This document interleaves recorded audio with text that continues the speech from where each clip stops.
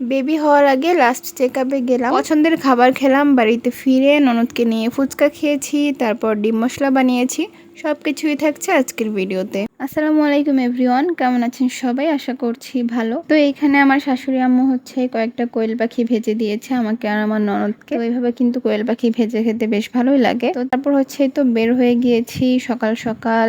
আজকে হচ্ছে আমার বাবু হওয়ার আগে এটা ছিল আমার লাস্ট চেকআপ। আমি জানতামও না যে এটাই লাস্ট চেকআপ। এরপরেও কিন্তু আমার চেকআপের ডেট ছিল। তো যাই হোক, এই তো অলরেডি চলে এসেছি হসপিটালে। আর আলহামদুলিল্লাহ সবকিছুই ঠিকঠাক ছিল। তেমন সিরিয়াল না থাকলেও সেদিন হচ্ছে ডক্টর আসতে অনেক বেশি দেরি হয়েছিল, যার কারণে 2-3 ঘন্টার মতো বসে থাকতে হয়েছিল।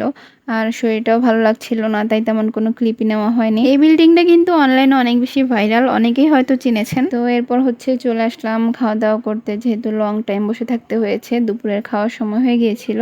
তো আম্মু বললো যে চলো খাওয়া দাওয়া করে তারপরই বাড়িতে যাই। আমার খিচুড়ি খেতে মন চাচ্ছিল, তাই আমি চিকেন খিচুড়ি নিয়েছিলাম। আর আম্মু হচ্ছে এখানকার চিকেন চাপ আর নানটা অনেক পছন্দ করে, যদিও টেস্টটা আগের মতো এখন আর নেই।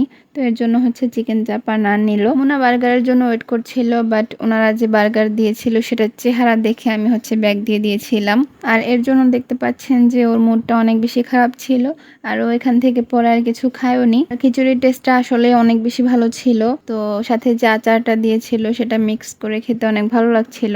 আমার পছন্দের খিচুড়ি খাওয়ার পর আমার মনে হলো যে আমার শরীরটাও ভালো হয়ে গিয়েছে। তারপর মুনার জন্য আম্মু এই কেকটা নিল, দেন এই কেক খেতে খেতে সে খুশি খুশি বাড়ি চলে গিয়েছে।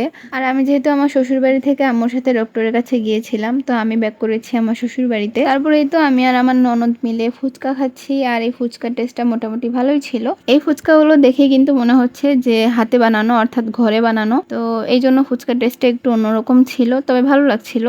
নিজেরা ঘরে ফুচকা বানিয়ে খেলে যেমন টেস্ট হয় তেমনই ছিল টেস্টটা। আর আমি জানি আমাদের ফুচকা খাওয়া দেখে অনেকেরই মুখে পানি চলে আসছে। তো যাদের মুখে পানি চলে আসছে তারা কিন্তু অবশ্যই একটা কমেন্ট করে যাবেন। এরপর আমার ননদের হুট করে ইচ্ছা করলো যে সে ডিম মশলা খাবে। ডিম মশলা বানানোর জন্য এখানে শসা, টমেটো, পেঁয়াজ, মরিচ কুচি করে নিয়েছে। ডিম মশলা বানাতে আরো লাগছে কাসুন্দি, চাটনি আর টমেটো সস। আর ডিম মশলার রেসিপি কিন্তু আমি অলরেডি আমার চ্যানেল আপলোড করে রেখেছি আগে যখন বানিয়েছিলাম।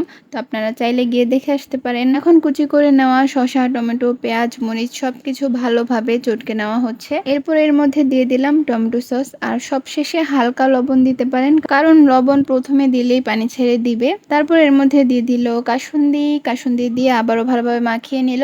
আর যেহেতু ডিম মশলা বানানো হচ্ছে, ডিম তো লাগবেই। তো এখানে 4টা ডিম সেদ্ধ করে নেওয়া হয়েছে। একটা সেদ্ধ ডিম নিয়ে তার মাঝ বরাবর কেটে তারপর যে মশলাগুলো মাখানো হয়েছে সেগুলো দিয়ে দিব। একটা সময় অনলাইনে এই ডিম মশলা কিন্তু অনেক বেশি ভাইরাল ছিল।